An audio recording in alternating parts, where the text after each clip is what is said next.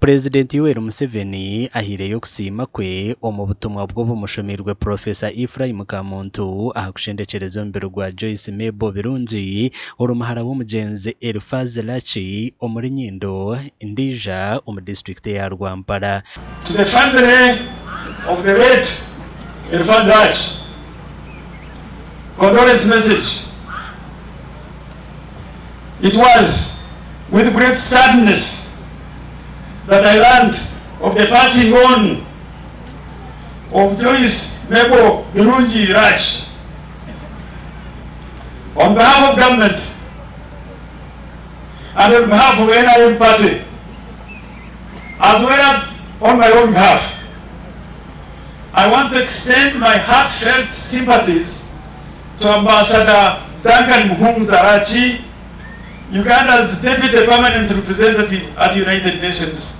President Museveni ahireyo n'amazika ga miliyoni 10 kandi Kamuntu agambira ko Joyce izire kumanyana na President Museveni hamwe na President Paul Kagame wa Rwanda mu myaka ya nshanju.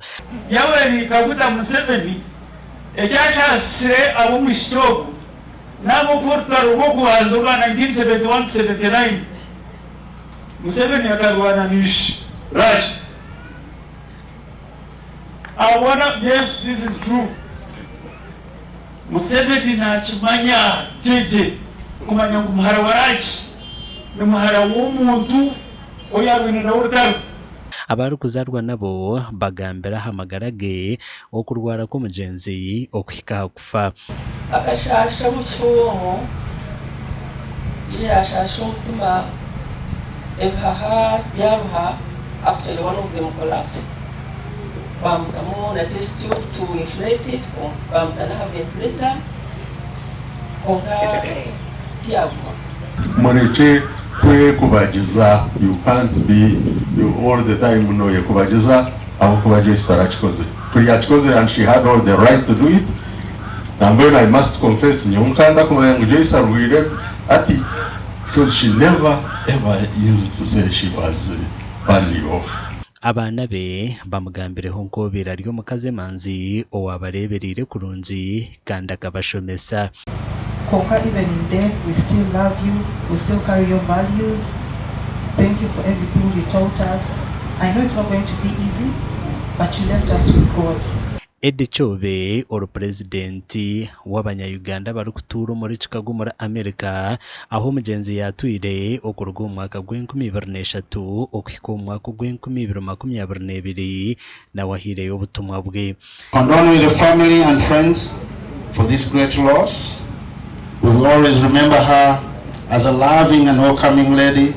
Omukoro ogu gushikirweho abebembezi bakuru bebitinisa kandi abinaka kwatena n'ekika ky'omugenzi Lachi abari umugenero Mugisha Muntu, Joel Senyonyi, Ambassador Francis Butagira na nabandi. Umuntu wakabiri umpuru yagemwe okubanza unabanze kumanya akari umugenzi mu Rwanda. We are fear that watakate muri ashaduko yayo nachitu ugunwa garuna garakura Joyce Joyce akazara Edsa mwamurebaha kuhawire hameza abiri bamwanje yanza atwatura hamwe omama wanje yabe either tariho ninga chine mashereka and Joyce akayonsya Edsa na nyanyonsi umware okumbye mwana nanyi and Joyce kuya batariho ninga chine mashereka mama wanje ayonsya na Edsa bishika ni mundebe njya tumwali yankuri nimbare mwatangara. Joyce aferire omwirwaro rya Nsambya kandi aferire ha myaka nshanju n'etano y'obukuru. Amakuru agagasha kwa Aidan Bataringaya. Anje tugende nanjure